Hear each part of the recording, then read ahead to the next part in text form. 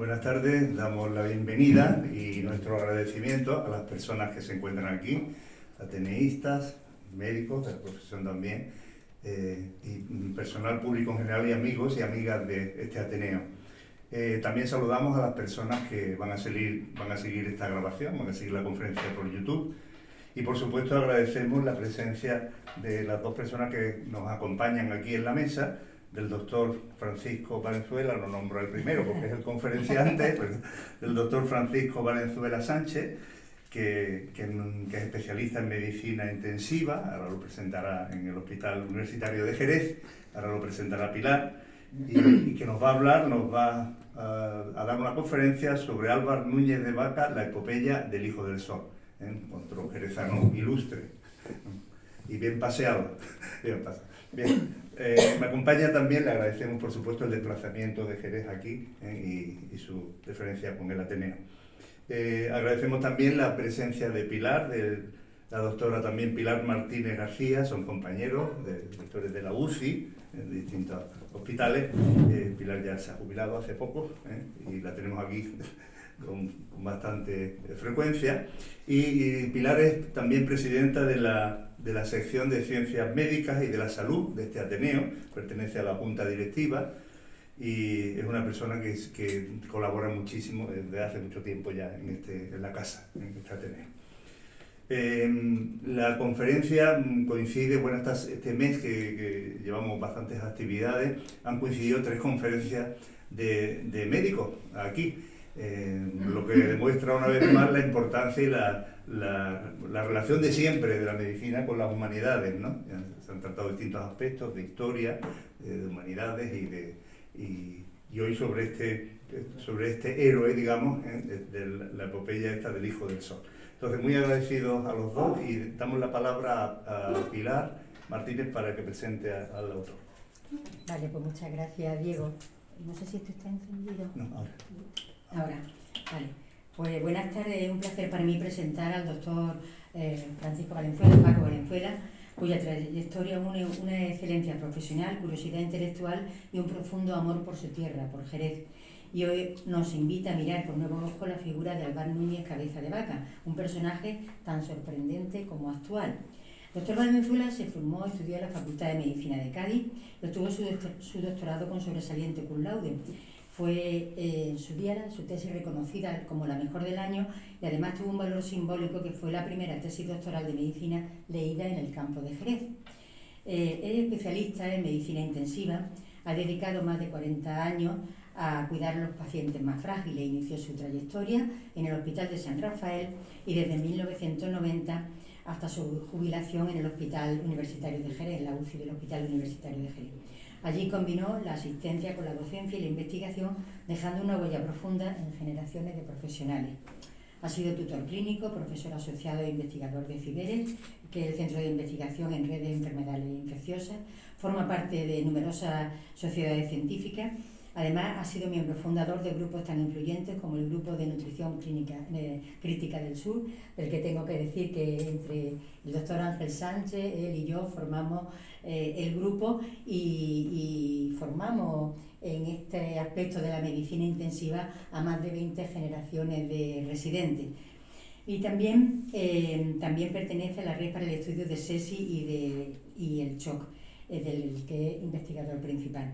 Ha publicado libros, ha editado libros, capítulos, artículos en revistas nacionales e internacionales y su investigación en medicina personalizada aplicada a infecciones víricas graves ha generado trabajo de referencia y ha impulsado la dirección de tesis doctorales. Su monografía sobre el choc séptico, publicada en 2005, es uno de los artículos más leídos de la historia de la revista de la medicina intensiva. Pero si algo define al doctor Valenzuela es que nunca ha entendido la medicina como un mundo aislado. Su compromiso con la vida cultural de Jerez es tan intenso como su dedicación profesional ha sido. Es miembro fundador de la Arcadia de Jerez, de la Asociación por el Villamarta, de la Sociedad Filarmónica y de la Asociación Lírico-Gastronómica Ismael Jordi. Y como presidente de Los Emparrados ha impulsado un proyecto tan hermoso como útil, recuperar el emparrado urbano para mejorar el confort térmico de la ciudad, iniciativa reconocida con el Premio Ciudad de Jerez a la Sostenibilidad en 2025. Hoy lo escuchamos en una faceta que le siente especialmente bien, la de médico humanista, capaz de tender puentes entre ciencia, historia y cultura. Y lo hace acercándonos a Álvar Núñez Cabeza de Vaca, un hombre de Jerez que vivió entre dos mundos, que sobrevivió a lo imposible y que supo mirar al otro con una profundidad que todavía interpela. Les dejo con el doctor Valenzuela, cuya vida demuestra que la ciencia, la cultura y el compromiso social pueden caminar juntos y con la misma pasión.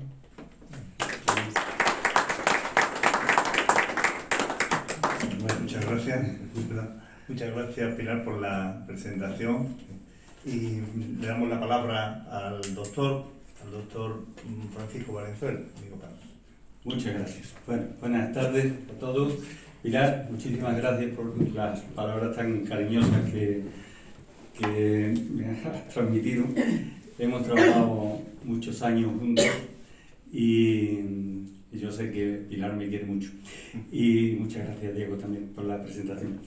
Bueno, yo le voy a hablar hoy de un personaje, quizás el personaje más insigne que haya nacido en la ciudad de Jerez de la Frontera.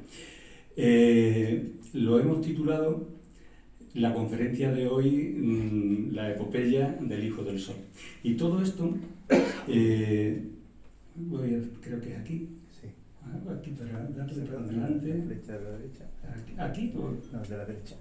Fíjate, de aquí no sé. Aquí. Es que no sé qué está la posibilidad. No salta la... Se queda un poquito bloqueado, ¿no?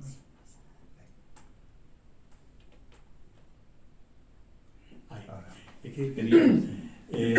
solo lo tenía ahí un poco oculto, porque en realidad el haber desempolvado un poco la vida de Álvar Núñez Cabeza de Vaca es con motivo de que el año que viene, el 27, se celebra el 5º centenario de la Segunda Armada de la Florida, porque no fue la primera.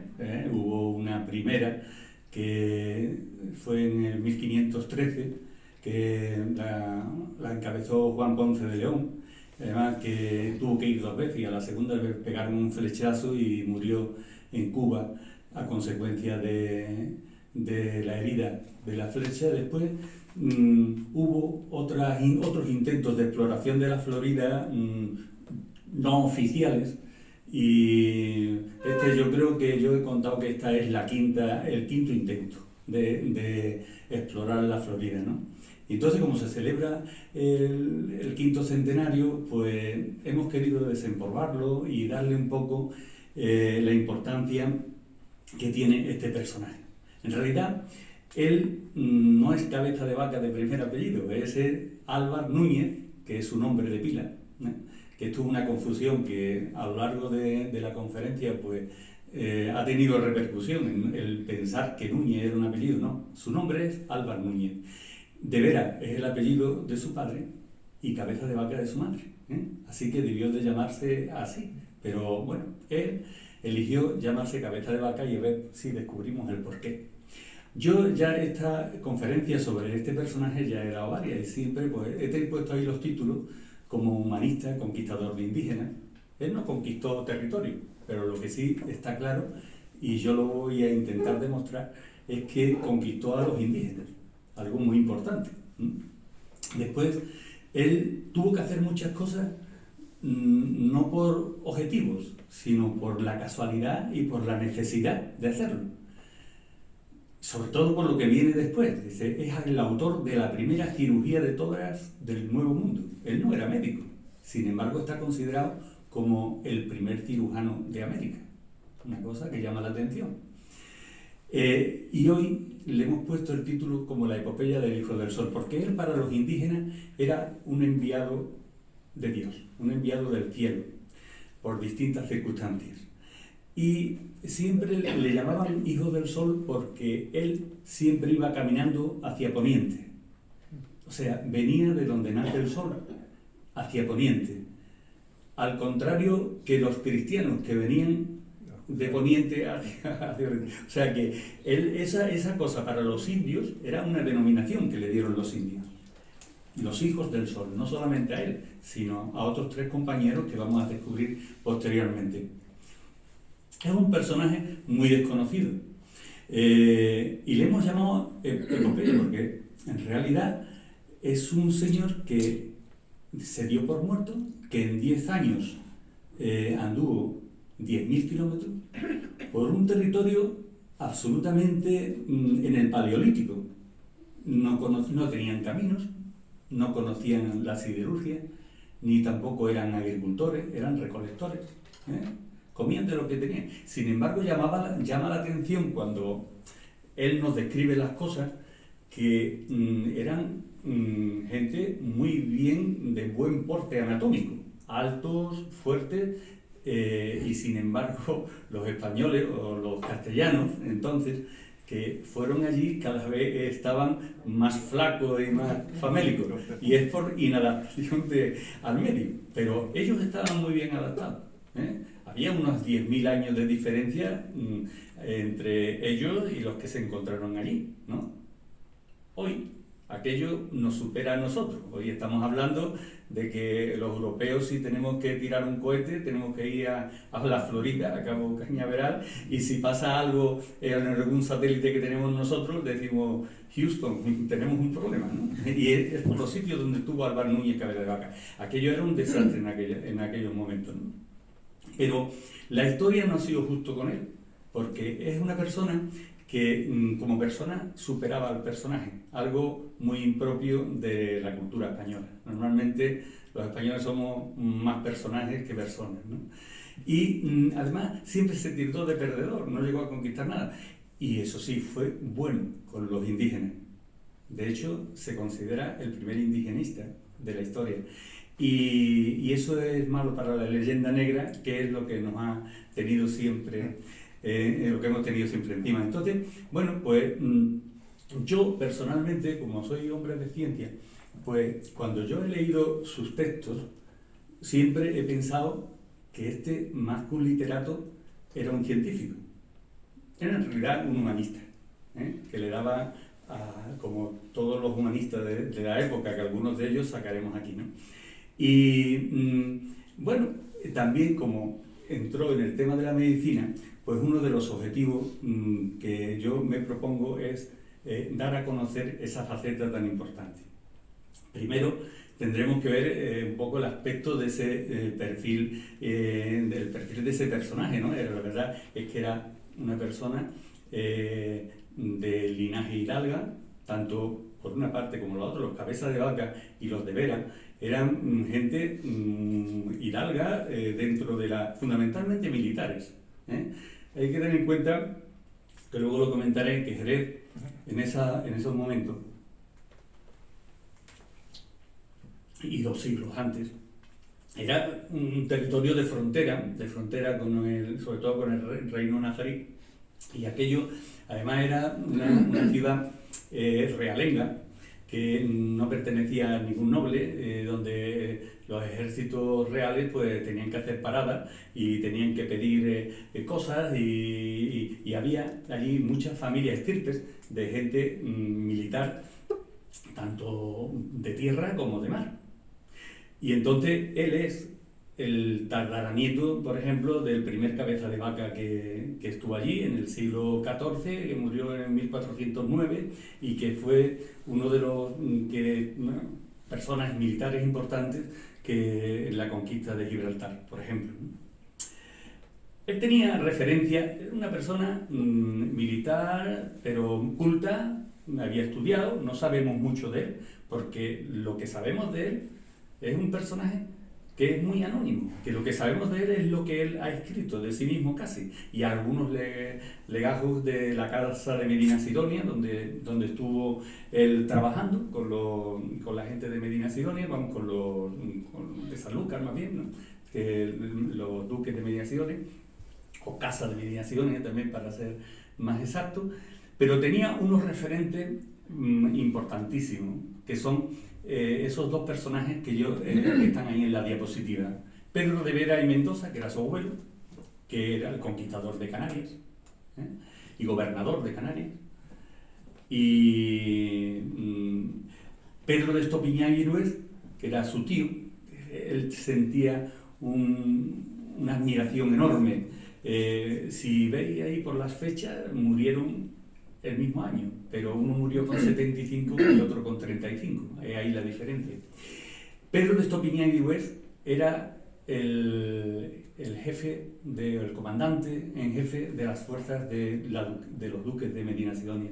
Entonces, realmente las batallas las dilucidaban las casas nobles, ¿no? Con los ejércitos dependían mucho los reyes de esto, ¿no? Y la casa Medina Sidonia tenía un fuerte ejército.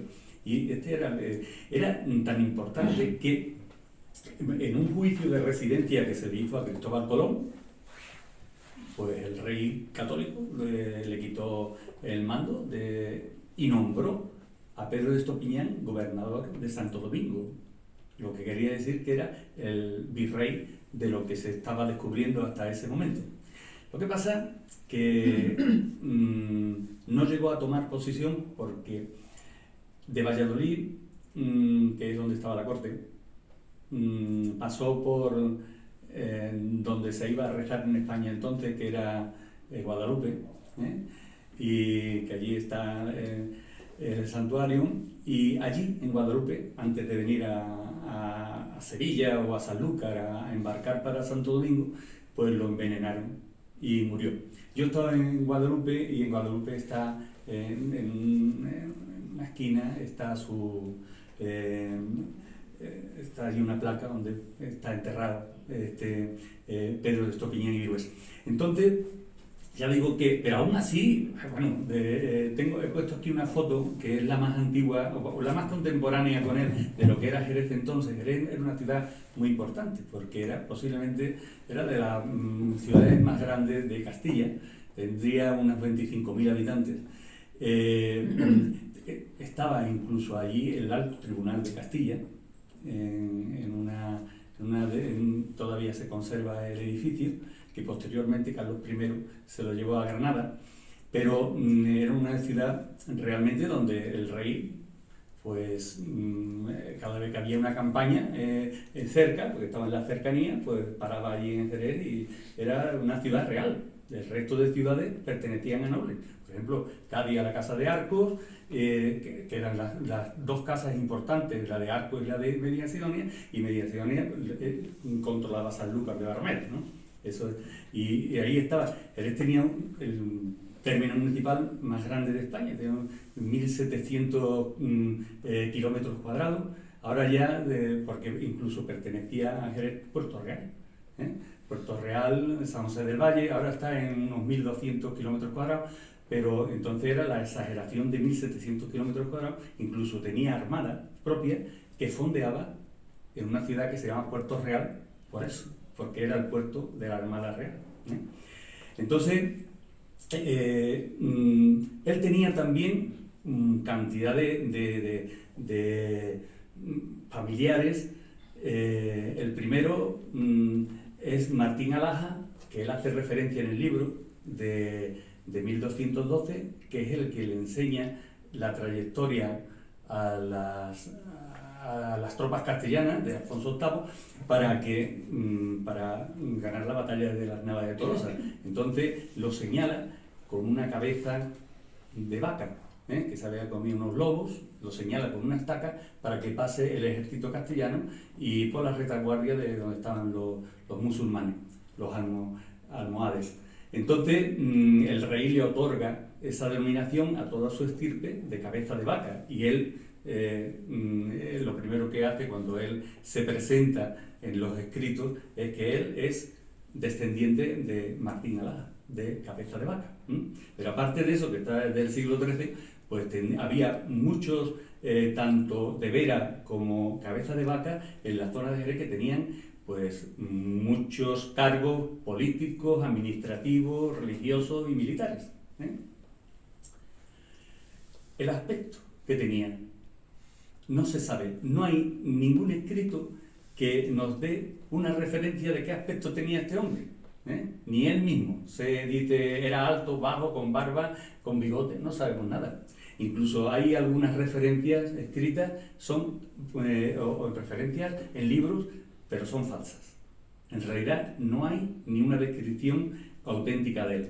Haciendo en este diagrama un poco de trayectoria sobre él. Él nace en Jerez en 1490, es huérfano, bueno, 1490, porque en realidad el nacimiento de la gente en aquella época se deducía por un documento, que es el de bautismo.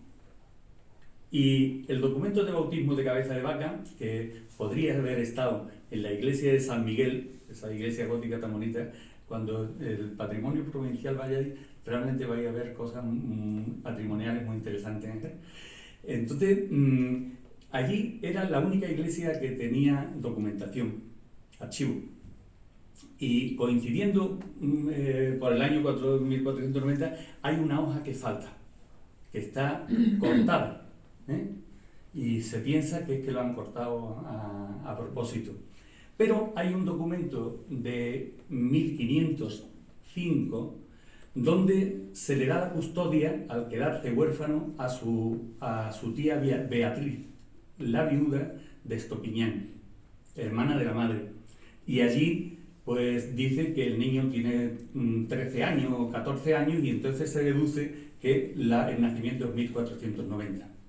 ¿Dónde nació? ¿En qué calle? No lo sabemos. Hay una calle en Jerez que se llama Calle Cabezas y parece ser que los cabezas de vaca vivían allí, en esa calle.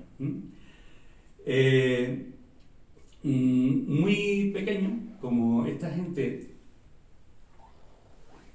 los Estopiñán, tenían muy buena relación con la casa de Medina Sidonia, entra de paje y, en la casa y va ascendiendo conforme va ganando años. Incluso ya se mete en el ejército de la casa. Aún así, antes lo vemos como voluntario en la batalla de Rávena, en Italia, en la Liga Santa de Fernando el Católico.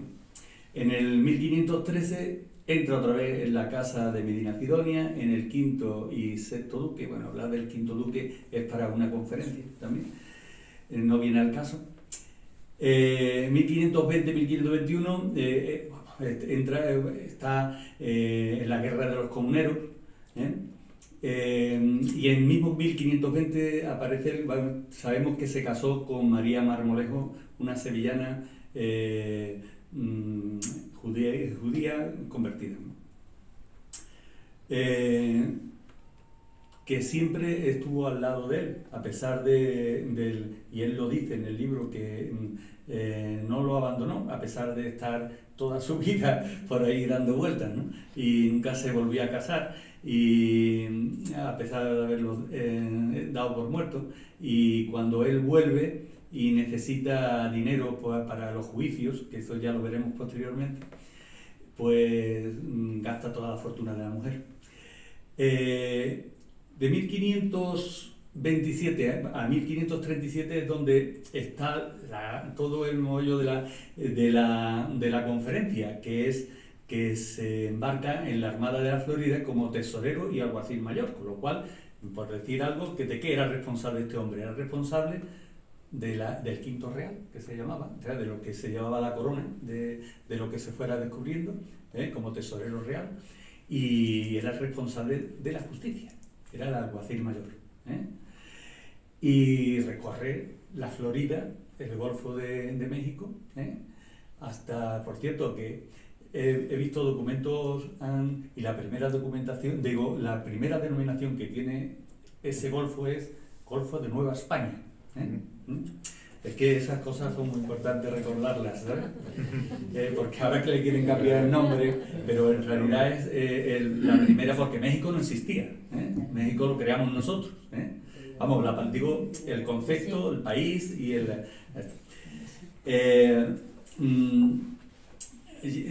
1537 vuelve a España, termina sus informes, su libro, Naufragios, o La Relación, que es otra denominación, le escribe a Carlos I,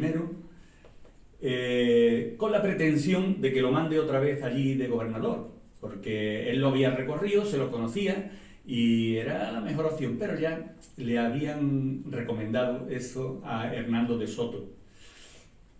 Él no va a ir allí de segundón, pensaba. Lo que no sabía es que a Hernando de Soto lo iban a matar en poco tiempo, y si hubiera ido de segundo, pues al final hubiera sido él el gobernador de la Florida, pero eso no se sabía entonces. Le propusieron también, y eso es una documentación, una cosa nueva, le propusieron que fuera gobernador de Terranova, de la zona de Canadá, porque aquello también le correspondía a España.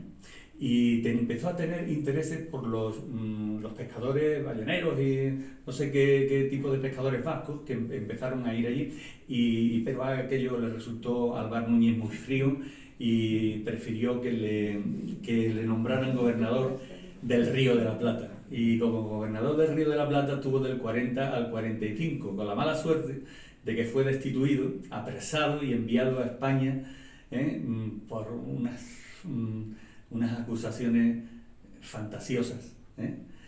Y se le reconoce una cuestión, que fue el que descubrió las cataratas de Iguazú. Comentaremos el porqué, porque yo creo que Alvar Núñez, no sé si le tenía miedo al agua o se lo cogió durante todas estas travesías, o él era infante de los tercios de Flandes y lo que le gustaba andar. Y lo cierto, lo fijo, es que mientras mandó, él se fue a la isla Catalina en barco desde España, y cuando llegó allí, a la isla Catalina, que ahora es de Brasil, pero era española entonces, y además se le otorgó a él como propiedad, el emperador se lo dio. Él llegó allí, cogió los barcos, los mandó por el mar y se fue andando desde ya no la isla, sino desde la costa hasta la Asunción, que era la capital de Paraguay y la capital de la zona aquella, donde él tenía que ser el gobernador, y anduvo 2000 kilómetros, ¿entiendes? Y los resto fueron andando, fueron en barco. La última documentación que tenemos de él es de 1556, de una donación de, no sé si fueron 12.000 maravedíes o una cosa así, que le otorgó Felipe II, y ya no se sabe bien dónde ni cuándo murió, pero más o menos se piensa que ya murió el hombre con 70 años, ya mayor, que para esa época era ya una edad importante. No sabemos si en Valladolid, dicen, no hay el porqué, porque estaba la capital en Valladolid y todo tenía que pasar a la capital, pues no. En Sevilla, pues también 3/4 de lo mismo. Las últimas investigaciones es que murió en Jerez, arropado por su gente, y está enterrado en Santo Domingo, en donde estaban los sepulcros de los de Vera y los de Cabeza de Vaca, de más cercanos a él.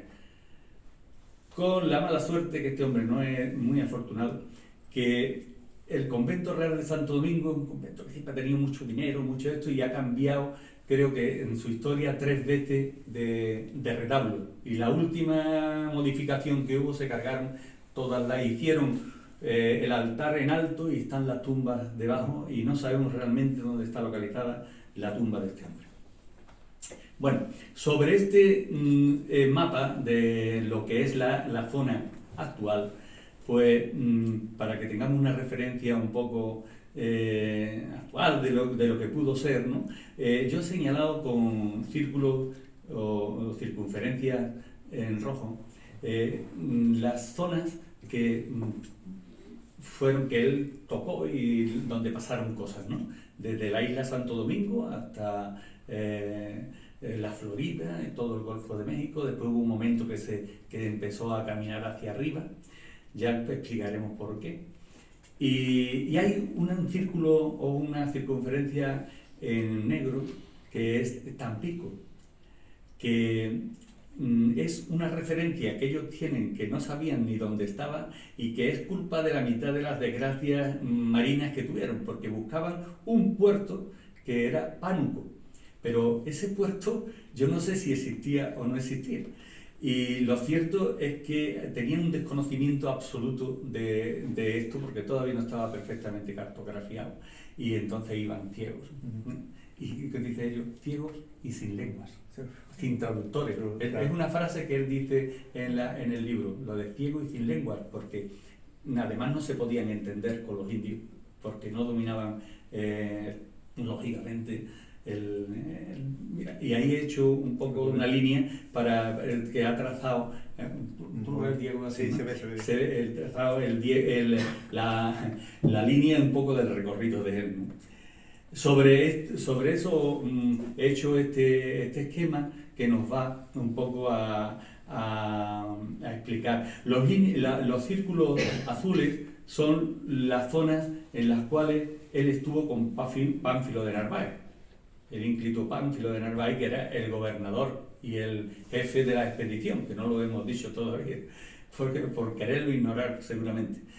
La estrella que está aquí es el auténtico naufragio, cuando se produce el naufragio, que ahora veremos dónde es exactamente. A partir de ahí, él va solo, acompañado de otros 3 colegas, eran un poco como la banda de los 4, y que ya también veremos quiénes son, eran Alonso, Dorantes, que eran 2 capitanes de la expedición, y un árabe, un negro, Estebanico el Negro, que le llaman en toda la... tengo que decir cómo es porque es así como Estebanico o Esteban el Negro, que estaba en lo que hoy es Marruecos, y Andrés Dorante, el capitán Andrés Dorante, lo había comprado en Sevilla con 10 años, una cosa así como esclavo, que era el esclavo de Andrés Dorante. Bueno, le pasan múltiples cosas. Bueno, él sale con 600 hombres de Sanlúcar de Barrameda, y cuando llegan a Santo Domingo se largan 140. Lo convencen la gente de allí de que esto y lo otro y desertan y se van. 140, o sea que te quedan. Después resulta que que no tenía mucha idea de nada, el Pánfilo, pues lo manda a Cuba, a una zona,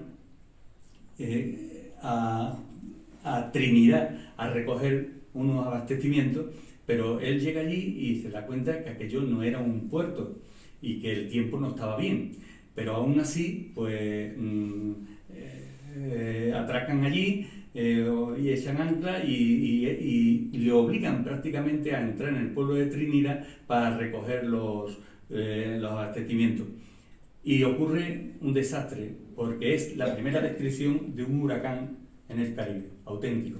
Allí pierde 2 barcos, los 2 que él llevaba, al mando de Cabeza de Vaca, que el otro se había quedado haciendo gestiones por detrás, y mueren 60 hombres y 20 caballos.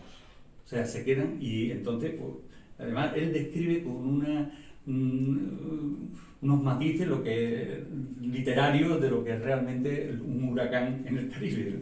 Es muy interesante leerlo, ¿no? De allí pasan el invierno, porque aquello era muy difícil navegar con ese tiempo. Pasan el invierno y ya pues se dirigen hacia la Florida, pero intentando llegar a La Habana antes. En realidad no llegan a La Habana porque un golpe de viento lo desplazan y lo mandan directamente a la Florida.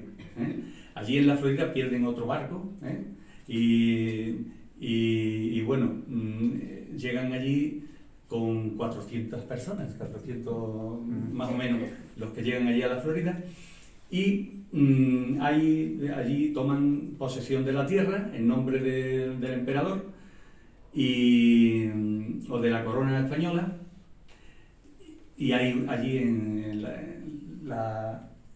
Tampas, en la bahía de Tampa, pues que nosotros le pusimos Bahía de la Cruz, porque nosotros siempre ponemos nombres religiosos, y ahora actualmente es la Bahía de Tampa, y la población San Petersburg, donde posiblemente, y hay ese monumento recordando el momento cuando ellos llegan allí, ¿no? Allí sucede una cosa que es la primera discrepancia y el gran error de la expedición. Este Pánfilo tenía una obsesión, que era Hernán Cortés, totalmente. Él quería hacer lo mismo que Hernán Cortés. Entonces, como Hernán Cortés,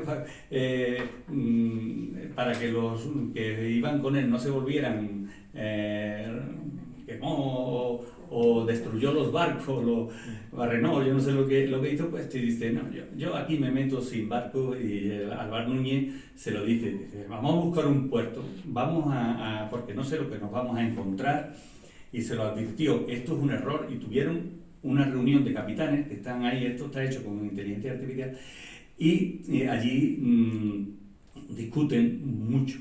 Tanto es así que Pánfilo de Narváez invita a Álvar Núñez a irse con los barcos, pero él dice que por su honor tiene que sufrir lo mismo, lo mismo que el resto de la expedición. Pero dice textualmente, pues bueno, él dice que le dijo, que estoy seguro que usted no verá más los barcos ni los barcos a usted. Y efectivamente, se meten en los terrenos pantanosos de la Florida y allí lo pasa fatal. Los indios le dicen que allí no hay nada. Efectivamente, ellos se dan cuenta que allí no hay nada, que allí hay una pobreza total, pero que hay un pueblo al norte, Panuco, los Apalaches, que allí hay riqueza y demás. Y entonces, pues, se encaminan para allá.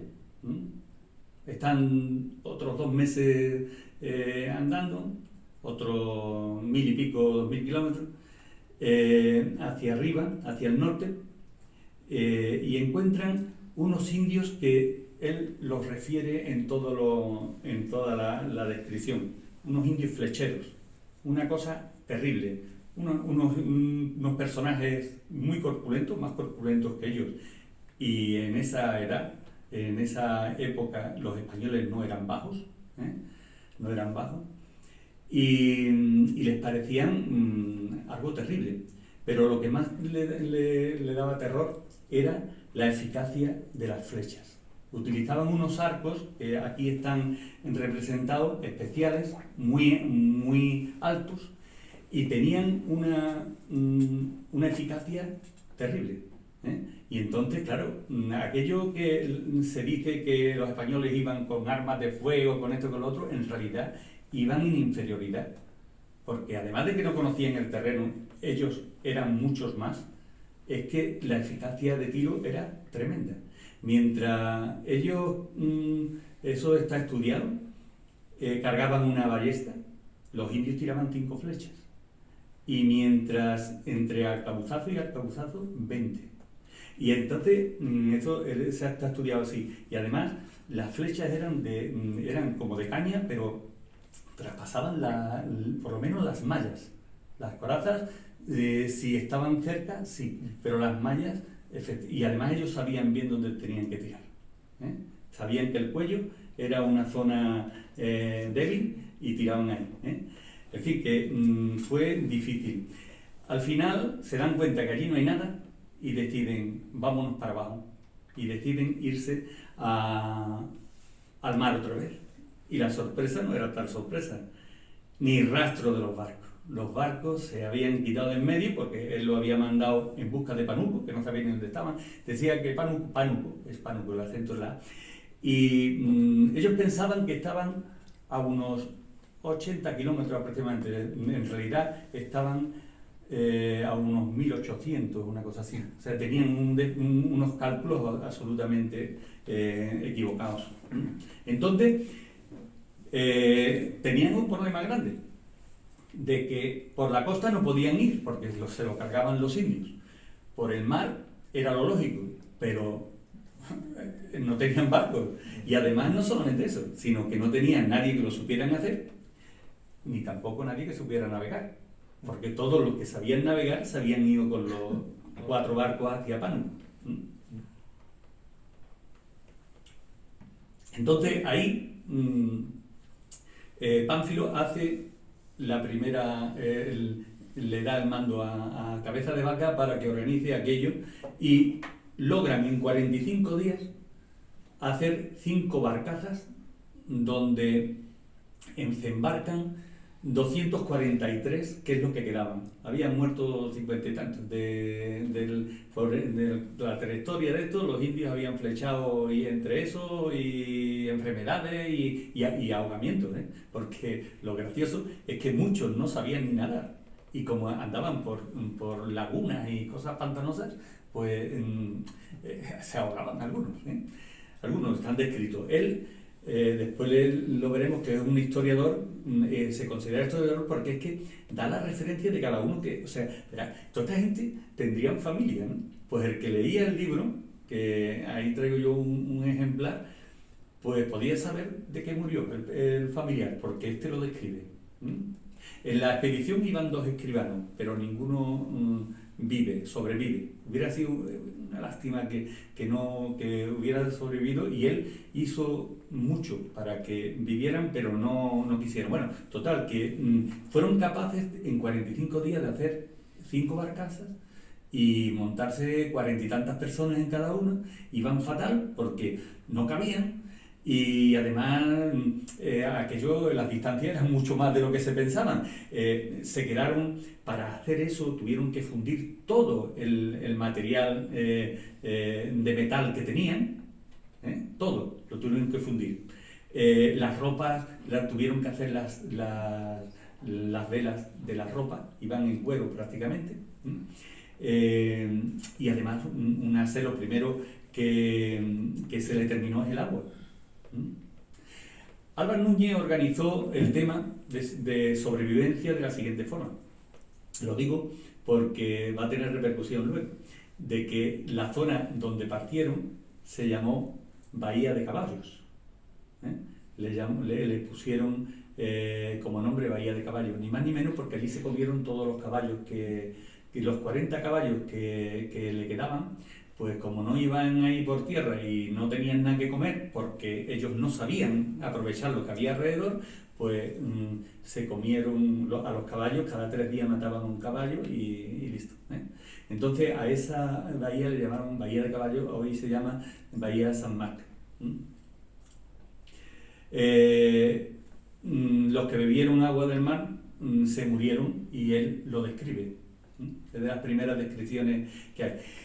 Cuando llegan cerca, que es otra de las cosas que se le puede decir, que es el primero que vio el Mississippi, pues, y vivió, pues cuando ellos llegaron a la desembocadura del Mississippi, donde está Nueva Orleans y demás, pues encontraron una cosa buena, que es agua dulce, porque el río lo compara con el río de Sevilla, no lo llama Guadalquivir, con el río de Sevilla, de grande, por lo grande que es.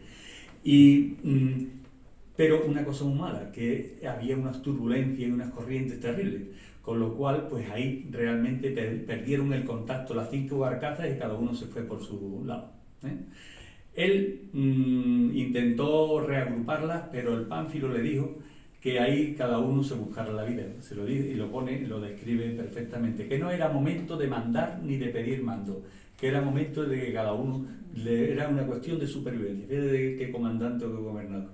Y entonces él de todas maneras intenta arrastrar y se queda con otra barca que se va un poco más hacia adelante, y en un golpe de mar pues van a parar a Galveston, lo que hoy es Galveston, que él le llama Isla Malado o Isla de la Mala Suerte, porque allí las pasa canutas, allí están 6 años esclavizados, absolutamente esclavizados. Y en un golpe de mar, en un principio, bueno, además él se describe al grupo como patético, vamos, como estaban la viva imagen de la muerte, ¿no? Y en un principio lo describen, los acogen bien los indios, pero después lo esclavizan, los reparten entre las familias, y a unos los matan, otras veces son indios muy supersticiosos, y lo pasan fatal. Él, desde luego, intenta zafarse de allí, intenta llevarse a la máxima cantidad de ellos, se va a tierra firme y hace de buhonero, empieza a comercializar con los alrededores de donde está ahora San Antonio. San Antonio. Y él tiene contacto permanente con los otros, pero no, los otros están tan débiles, tanto mental como físicamente, que son incapaces. Así que van muriendo y él va describiendo la muerte de cada uno de ellos, empieza por los 15 y lo va hasta incluso describe un acto de antropofagia entre los castellanos. Un grupo de 5 que quedaron aislados, y no es que lo mataran para comérselo, sino que se iban muriendo, y conforme se morían se lo comían. Y uno otro dice, menos cuando llega el quinto, que al no haber nadie que se lo comiera, pues siguió vivo, ¿no? Una cosa así, dice, porque no había quien se lo comiera, claro, era el último.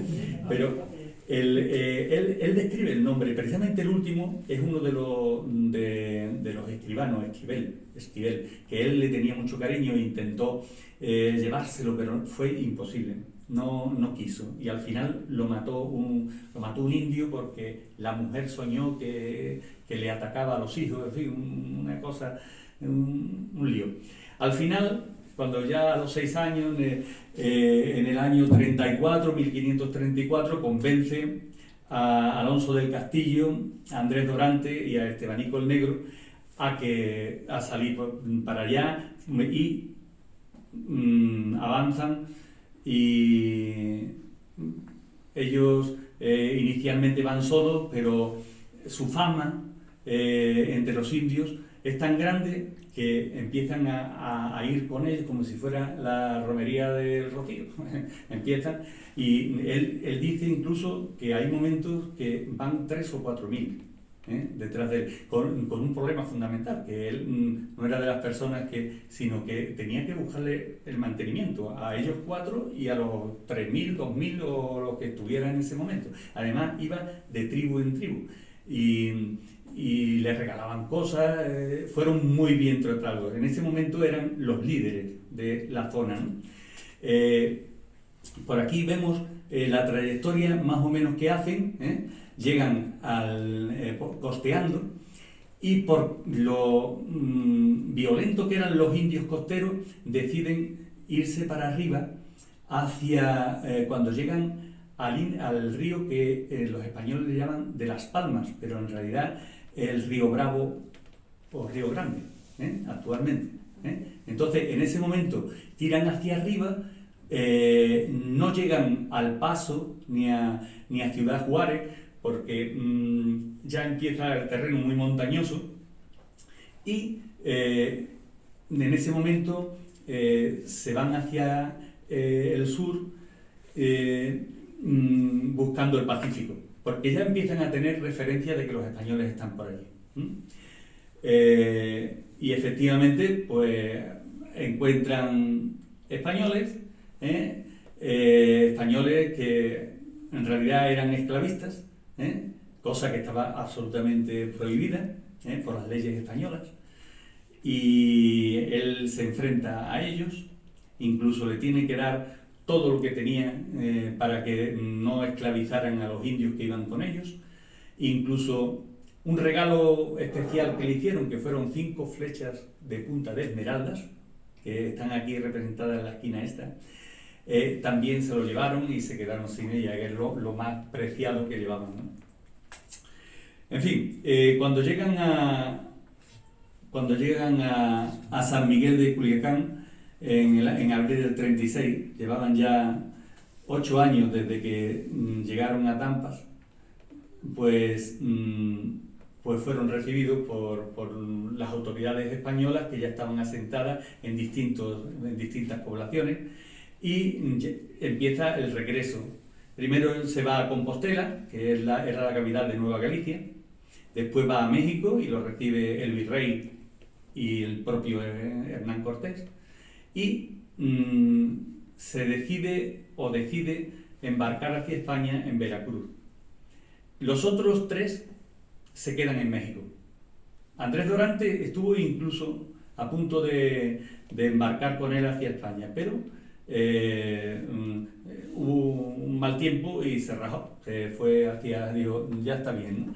Y se quedó allí, se casaron y tuvieron familia, algunas de ellas interesantes, Estebanico el Negro, Andrés Dorante se lo vendió al virrey.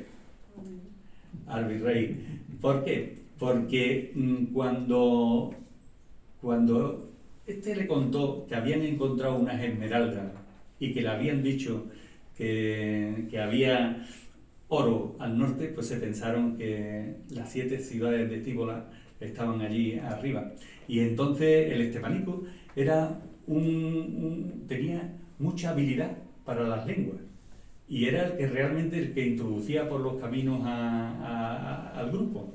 Y se quedaron con él para que los llevaran en la expedición hacia arriba, a veces encontraban los tesoros que encontró Hernán Cortés y Pizarro, ¿no? Entonces, pues nada, efectivamente se metió en esa expedición y le pegaron un flechazo a Estebanico y murió. Aunque dicen los americanos que no se lo creen, que yo creo que él fingió la muerte y quieren hacer películas respecto al personaje este. Bueno, pues él embarca en Veracruz, le hacen un informe que escriben entre los tres al virrey. Él llega a La Habana, está en La Habana 2 meses y allí escribe pues, el informe hacia la Capitanía General que estaba en Santo Domingo y se embarca hacia España, pero no fue fácil el trayecto. Por el camino, unos piratas franceses, bueno, él iba embarcado en un barco lleno de oro, ¿sabes? Y los piratas sabían a dónde iban. Entonces pero tuvieron la suerte de que una armada especiera portuguesa topó con ellos y le quitó de encima a los franceses, y llegaron a Lisboa. Llegaron a Lisboa, que todavía Lisboa no era de la corona hispánica, todavía no estaba reinando Felipe II, estaba Carlos I.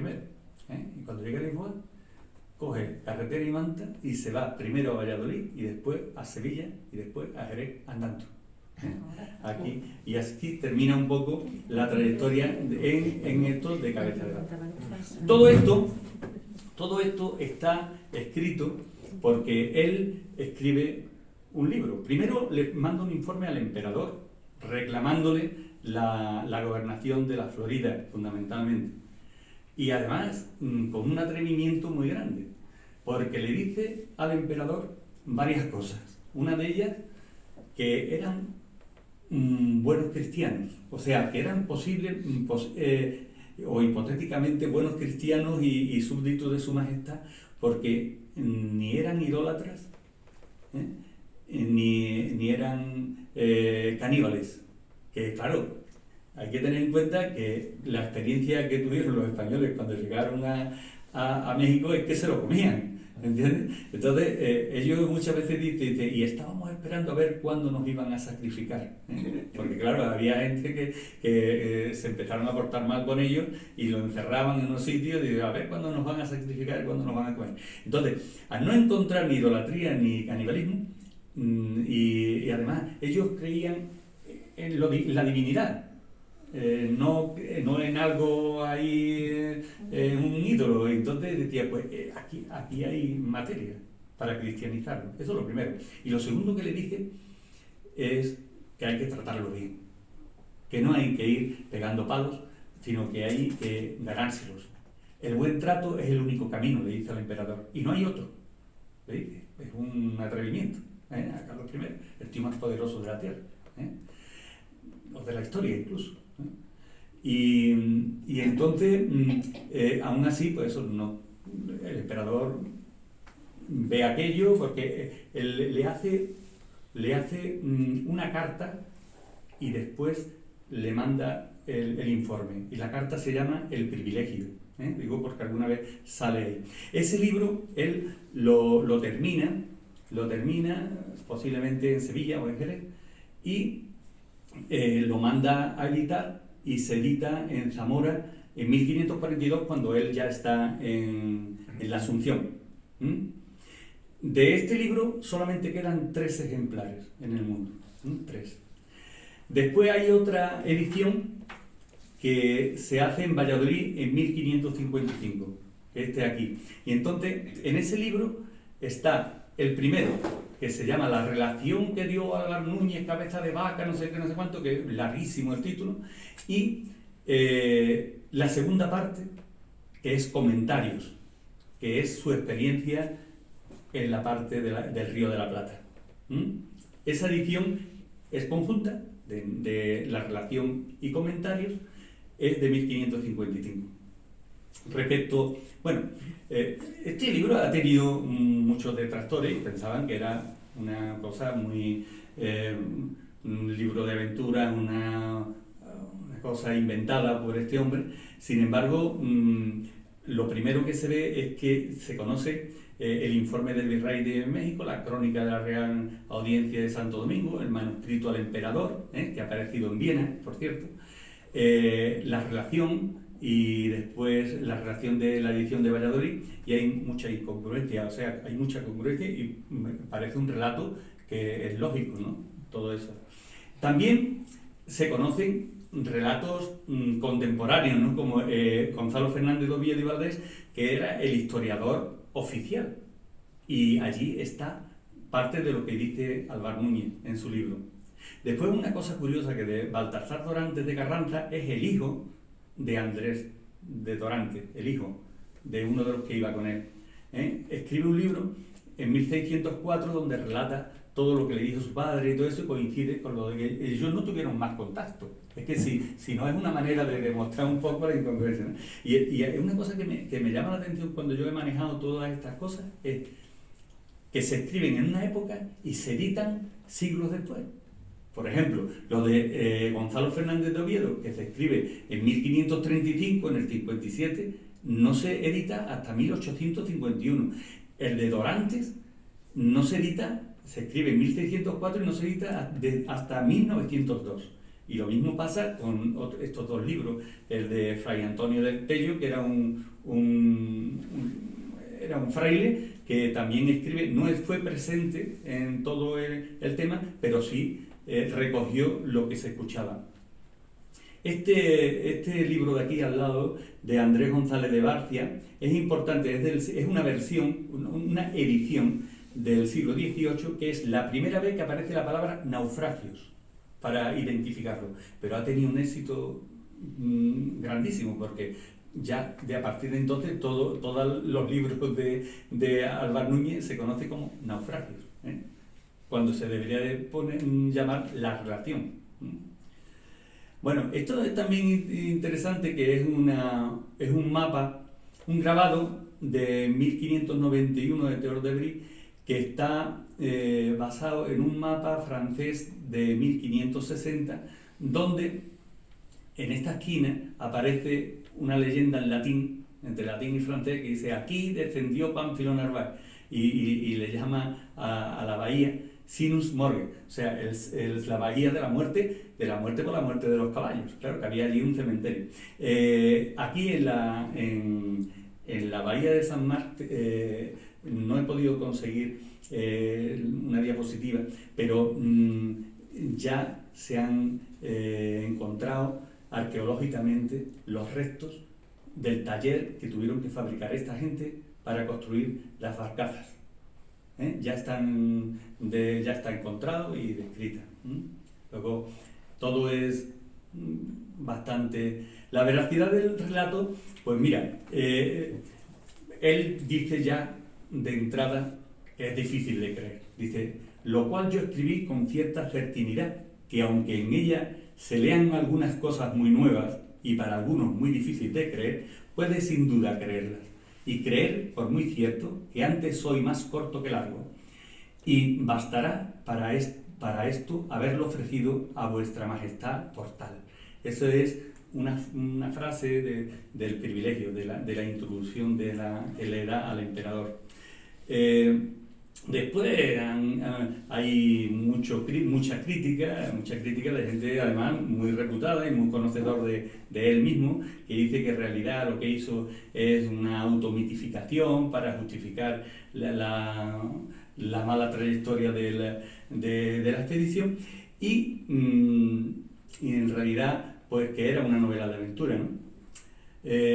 Pero en el siglo XX ya aparece la lectura científica moderna y se le considera un historiador, un etnógrafo, el primer etnógrafo, un antropólogo y hasta incluso un médico y un cirujano. Efectivamente, describió, empezando por los Apalaches. A los Apalaches se los cargaron los británicos en el siglo XVIII, en cuanto asomaron por ahí, en la guerra de la reina Ana, me parece que fue la cuestión. Llegaron allí y yo creo que, según he leído, creo que eran 250 o 300 descendientes actualmente de un pueblo grandísimo, además bastante desarrollado con respecto a los costeros, y fueron porque los misioneros españoles tiraron de ellos, y se los llevaron más hacia abajo, hacia la Florida. Pero prácticamente se da por desaparecido. Pero lo que son las tribus carancaguas, que son las que habitaban la zona de Galveston y Houston actual, eso están extinguidos. Entonces, los americanos ahora se están enterando de algo de aquello, por lo que Álvar Núñez escribió 3 capítulos completos, se los dedica a describir a los carancaguas. Cómo vivían, cómo eran socialmente, cómo comían, cómo se llevaban entre ellos, en fin, todas las características. Que tenga una curiosidad, además está descrito en un castellano que te da mucha alegría, ¿no? Efectivamente, él describe las ciudades desde un lado hasta otro. Primero las chozas y después ya los asentados, ¿no? Incluso le llaman indios pueblos, porque formaban pueblos. Comían, eran las tunas, los higos chumbos le encantaban. Y entonces, pues, era una cosa, fue el primero que describió los búfalos. El primero que describió un búfalo, que lo describió como vacas merinas corcovadas en el texto. Y las compara con las vacas de Castilla. Y tal. También eran pescadores y tal. Y bueno, como no tenían recipiente, ellos no tenían ningún tipo de elementos ahí para cocinar, pues tenían. Él describe una cosa muy curiosa, que para hervir los alimentos, pues lo hervían en calabazas, las ahuecaban, pero claro, la calabaza no la podían poner al fuego. Entonces echaban lo que tuvieran que hervir en la calabaza y unas piedras las ponían incandescentes en el fuego, y cuando estaban incandescentes las echaban al caldo y aquello hervía. Claro, a cabeza de vaca aquello le parecía una novedad total, porque claro, en la época de Castilla, del Imperio Español prácticamente, pues aquello era inaudito. Lo que no sabía que hace 10.000 años aquí se hacía lo mismo, ¿no? Posiblemente. Bueno, llega el momento de enfrentarse a considerarse médico, porque fue una necesidad, el azar y la necesidad. En aquella isla, dice él, que he contado, nos quisieron hacer físicos, sin examinarnos ni pedirnos títulos, porque ellos curan las enfermedades soplando al enfermo, y con aquel soplo y las manos echan de él la enfermedad. Y mandáronnos que hiciésemos lo mismo y sirviésemos para algo, en algo. Nosotros nos reíamos de ello, diciendo que era burla y que no sabíamos curar, y por ello nos quitaban la comida hasta que hiciésemos lo que decían. ¿Cuál era la base de esto? La base de esto es que los indios eran muy supersticiosos, y había uno de ellos, que era Alonso del Castillo, que era pelirrojo.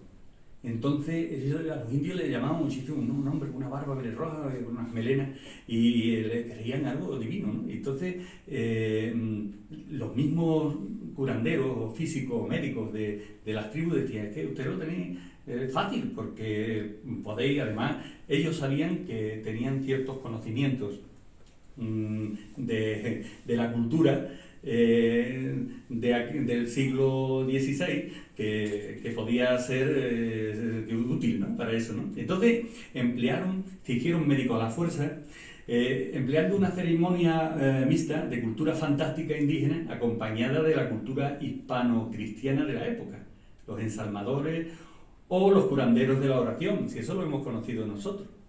Vamos, yo lo he conocido, yo como soy de aldea, de pueblo.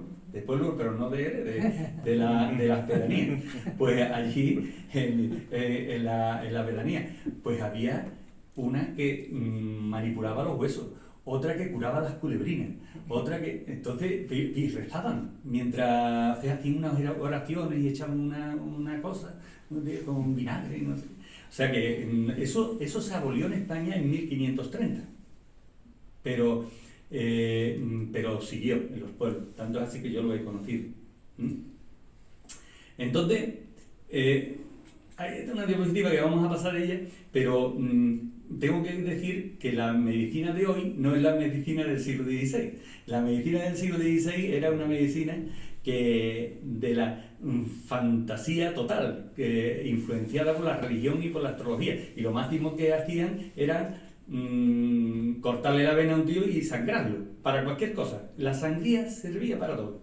Y después había otra cosa, que el médico y el cirujano no compartían los estudios como hoy se comparten, sino que el médico era médico y el cirujano normalmente estaba en manos, la cirugía estaba en manos de gremios, los barberos, el barbero cirujano, el barbero sacamuelas, el barbero sangrador, el barbero que quitaba las cataratas incluso, batidores de cataratas, las parteras, pero eso no era cosa de médico, eso era otra cuestión. Era, pero no era. Porque ya desde los Reyes Católicos, ya el ejército español necesitaba mucha cirugía porque había mucha batalla. Y ya preocupaba y costaba mucho dinero mantener un ejército. Y ya desde entonces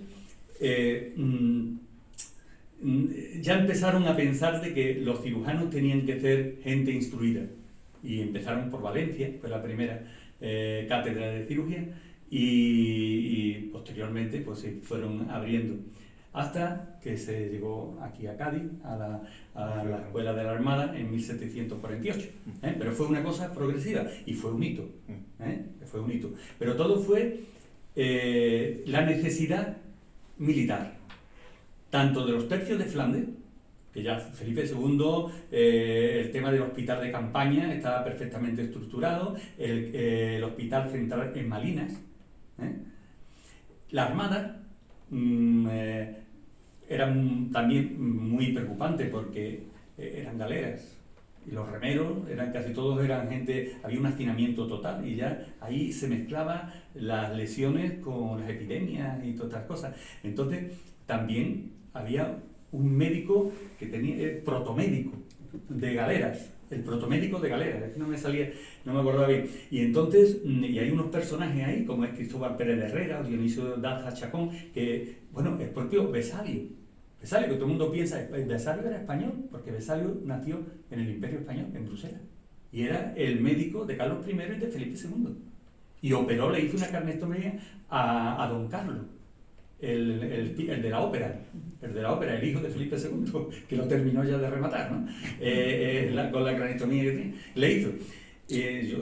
Pero vamos, este era un médico anatómico, Vesalio, que hizo muchísimo, porque el problema de la anatomía es que estaba prohibida hasta cierto punto hacerlo en cadáveres, y este se atrevió mucho. Y fue una persona que en la anatomía, pero en la práctica médica se tiró toda su vida dónde tenía que hacer la sangría, si cerca de la lesión o lejos. Ahí se tiró todo el tiempo, hasta que se murió. Bueno, de Miguel Servet no hablamos, pero es contemporáneo y este lo quemaron por meterse. Este describió ni más ni menos que la circulación menor en fisiología, algo importantísimo. Pero le interesaba mucho más la Santísima Trinidad y el bautismo. Y entonces él pues cayó y lo quemaron por las cosas que pensaban respecto a la religión. Bien, él durante toda la descripción hizo psicoterapia, habló del mal de estómago y lo relacionó siempre con las malas aguas, la fiebre y los mosquitos, los trastornos mentales le llamaba modorra y lo relacionaba con los verbistrajos que tomaban, que no sé qué bebida podían ser porque no lo parecía como cerveza o algo así. Los signos vitales de muerte lo describe, el control de los sangrados con el hierro ardiendo, las lesiones cutáneas, las lesiones oftalmológicas, las heridas de flecha, que era lo más importante, la cirugía. Hubo momentos cumbre que él se ganó a los indios, como por ejemplo esto que fue casual totalmente. Lo llamaron un día para un indio que estaba muerto, y él sabía, y todo el mundo sabía que estaba muerto. Entonces llegó allí y además él describe cómo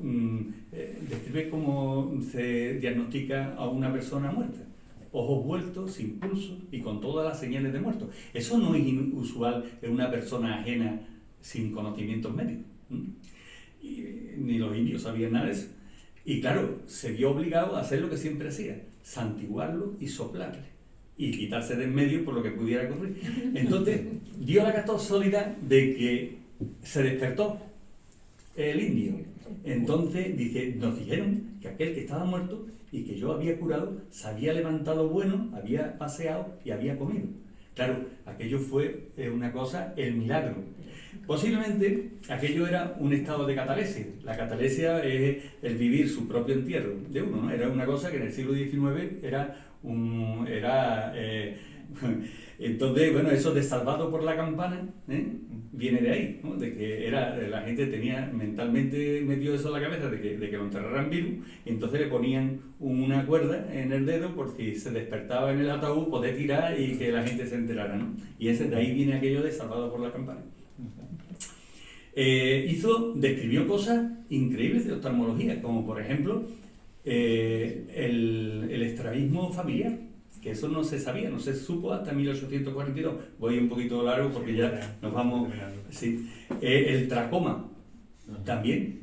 Dice, a una tribu de mayor parte de ellos tuertos de nube, porque es visco, tuerto, y era la misma cosa en castellano antiguo. Y otros ciegos de ellas mismas. Lo de nubes, es realmente describir lo del tracoma ocular, que eso lo hace alrededor de cuando está en México, y se sabe que era una zona endémica de tracoma. Estaba describiendo por primera vez el tracoma, la conjuntivitis tracomatosa por Clamidia trachomatis, ¿no? Después también habla de los empeines, las lesiones cutáneas por el sol, que las interpreta perfectamente. Pero vamos, lo que realmente yo creo que la mayor parte eran las lesiones por flechas, ¿no? Los indios tenían solamente ellos se dedicaban a pegarse flechazos entre ellos. Comían lo que había. Las mujeres, cuando no hemos tenido la posibilidad de hablar sociológicamente cómo estaban organizados, pero las mujeres tenían unas prebendas, y los médicos, unas prebendas, ellas no participaban en las riñas de las tribus. Ellas podían negociar y podían ir de tribus a tribu, aunque ellos se estuvieran matando unos kilómetros más allá. Además, ellas cuando parían tenían unos 2 años sin tener sexo. Había que respetarlas en cuanto y amamantaban hasta que el niño tenía 12 años. O sea, él describe una cantidad de cosas curiosas, ¿no? Entonces, pero hay un momento cumbre, que es que le llevan a un indio jefe de tribu con un flechazo que le entra por la espalda y le sale por el esternón. Claro, se lo llevan allí, y que hacía tiempo que lo tenía, que el hombre estaba malísimo, y que a ver qué hacía, porque eso está ya muy cerca del río Grande. No se sabe muy bien si fue en México o fue en Texas. Entonces, este gran episodio lo describe como eso, que él se le llevan, ahí está el texto, que no lo voy a leer, pero más o menos dice que, bueno, que el indio estaba ahí, que estaba aquello muy mal de sacar, que la flecha le entraba por la espalda y le salía por la ternilla, que es el esternón, y que, bueno, estaba muy difícil de sacar. Entonces, ¿con un cuchillo de qué? De pedernal, porque no tenían metales, de pedernal, tuvo que abrir el tórax y sacarle la flecha y se le desangraba. Y entonces, pues claro, le tuvo que echar polvo de cuero para cortar la hemorragia, y después le dio 2 puntos. Dice, usando mi oficio de medicina. Le dio 2 puntos. Y al tiempo se los quitó y no se conocía la herida. Fue porque sobrevivió, y la herida era como la raya en la palma de la mano, dice. Fíjate lo pulcro que era, ni nosotros hemos cosido también. Claro, interpretar esto es dificilísimo porque con la lesión esta que me cuenta, pues rotura costal, neumotora, laceración de pulmón, hemorragia pulmonar, lesión de grandes vasos, rotura cardíaca, hemopericardio, taponamiento cardíaco, derrame pericárdico seguro, ¿eh?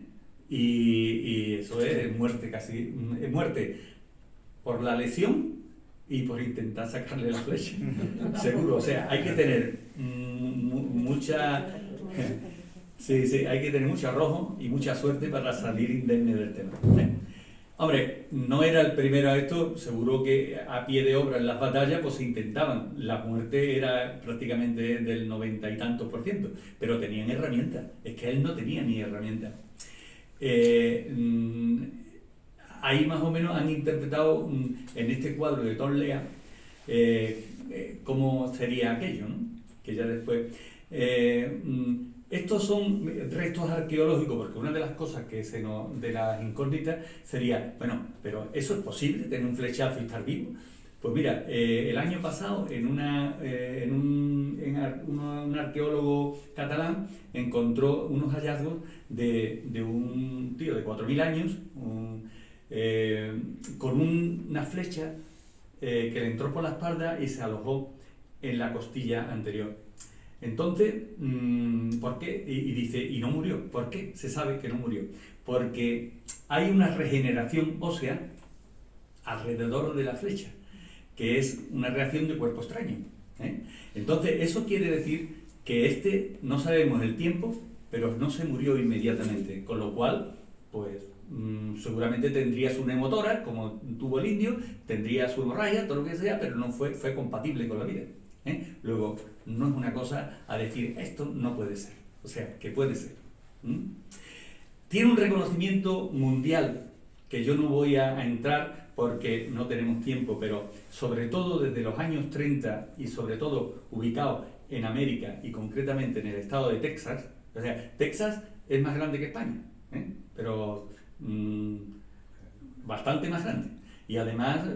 la medicina de Texas está Houston, allí, que tiene unos centros quirúrgicos que más quisiéramos nosotros. Hay mucha gente que paga para ir que lo operen allí, ¿no?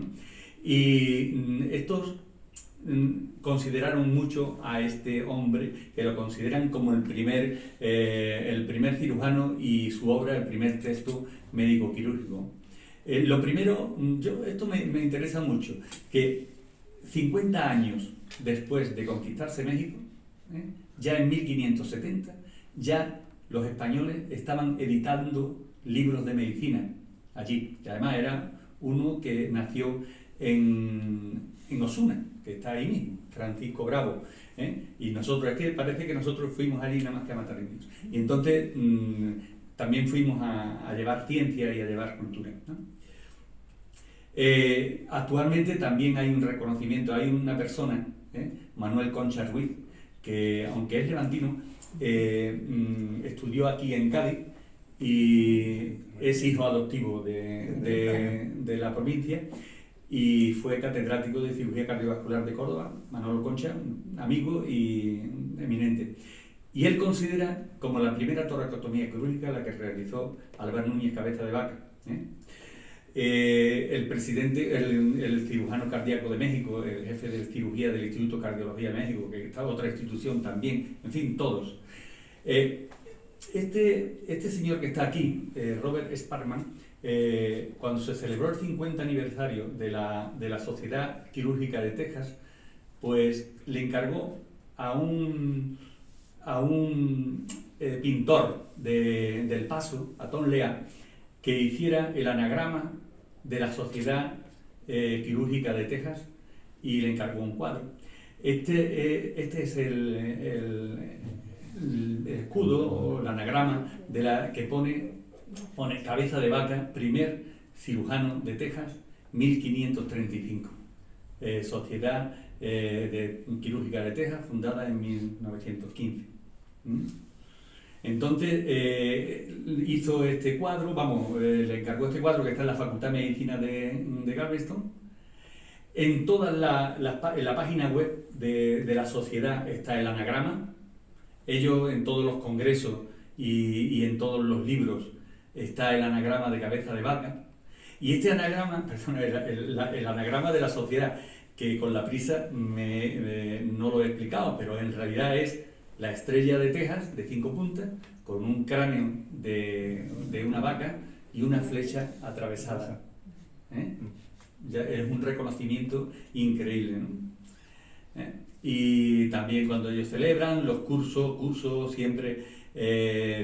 Y después hay una cosa que llama la memoria histórica del paso del personaje, que aquí parece que no se le echa cuenta, pero allí sí. Allí, por ejemplo, en Houston, en el Parque Herman de Houston, hay un monolito y una estatua donde pone: la historia moderna de Texas se inicia con este explorador español que aquí vivió de 1528 a 1536. Pone Alvar Núñez, cabeza de vaca, arriba, no sé si se puede leer. Sí, se puede leer. Y bueno, esta estatua se puso, ese monumento, por una visita que hizo los reyes de España a Houston. Aquí hay otro en otro museo de San Marcos, de una ciudad, San Marcos, donde esto, por ejemplo, un mural que hay en Reynosa, donde se representa al sanador y a Estebanico ahí a la vera, diciendo que nosotros venimos de arriba, y a los otros dos por ahí atrás. Esto es... Sí, ya terminamos.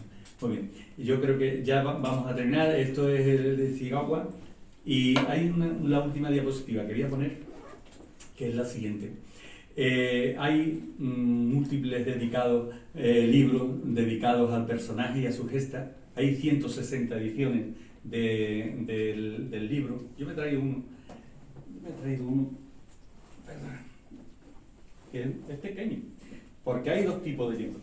El libro que es la edición realmente, que es pequeño, y hay la interpretación de los autores, que lo he traído un par de ellos, para que son libros de más novelas o libros históricos y tal, pero lo que él escribe está aquí. Está aquí. En el WordCat en enero del 26 yo he mirado y hay 4.712 material en la base de datos.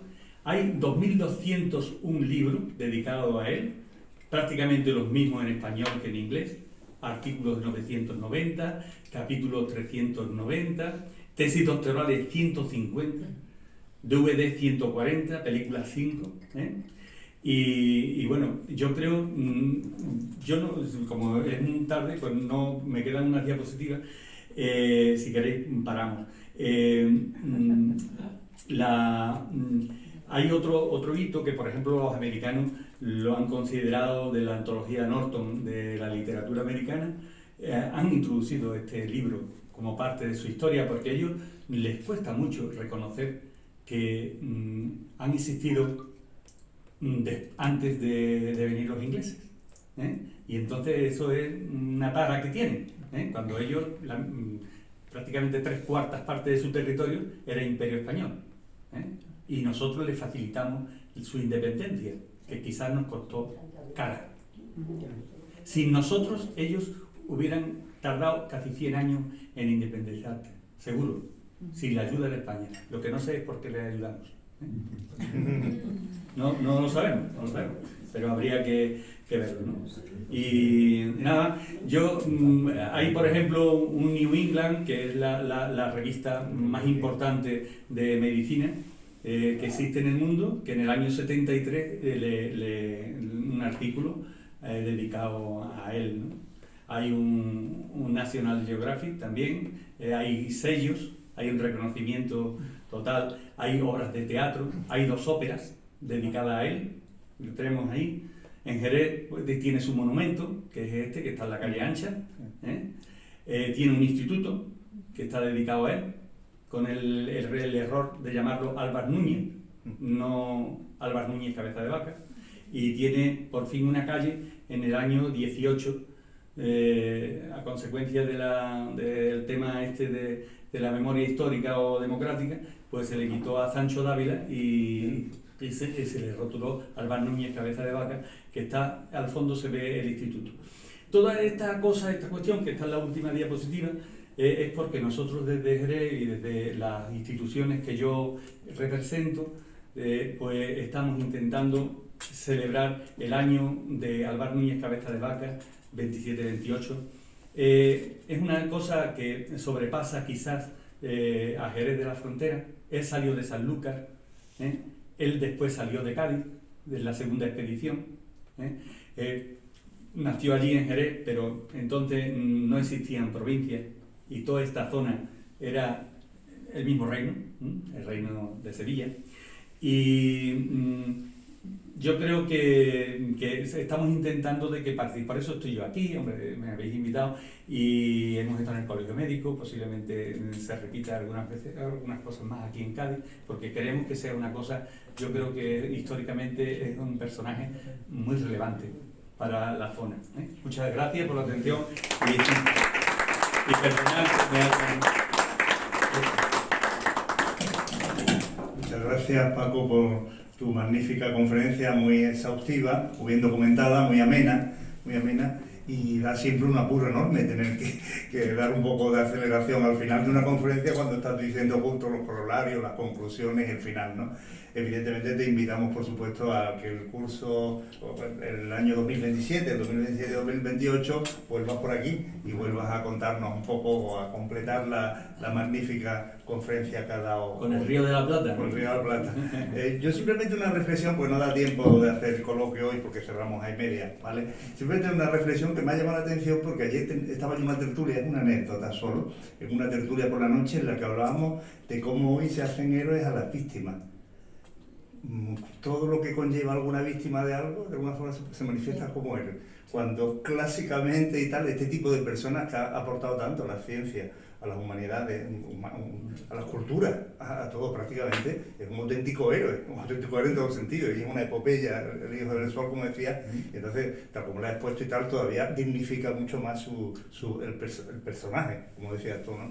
Entonces, muchísimas gracias por tu trabajo, no da tiempo de hacer el coloquio, disculpad, pero que te emplazamos a volver, ¿no? Si quieres decir alguna cosa al final, pues... No, nada más, yo darle las gracias también a vosotros y yo he estado encantado de venir. Yo he estado muchos años viviendo aquí en Cádiz y para mí ha sido un placer venir y sobre todo trayéndome mi amiga Pilar, que por supuesto ha sido para mí un compañero, una compañera de profesional de muchísimos años, ¿no? Así que muchísimas gracias también. Vale, pues gracias a los dos.